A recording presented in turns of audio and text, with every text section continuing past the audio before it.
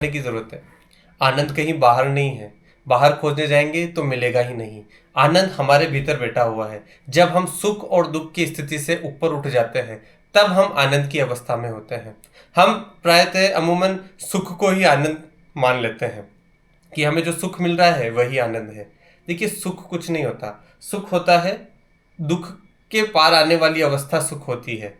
जिस तरीके से स्वास्थ्य कुछ नहीं होता, जैसे हम बीमार हुए और बीमार होने के बाद जब हम ठीक हो गए तो उसे हम स्वस्थ कहते हैं कि हम स्वस्थ हैं, कि हमें कोई बीमारी नहीं है। यानी कि अंत में मूल में तो बीमारी थी ही, और बीमारी से जब हम ऊपर आए तो हम स्वस्थ हुए।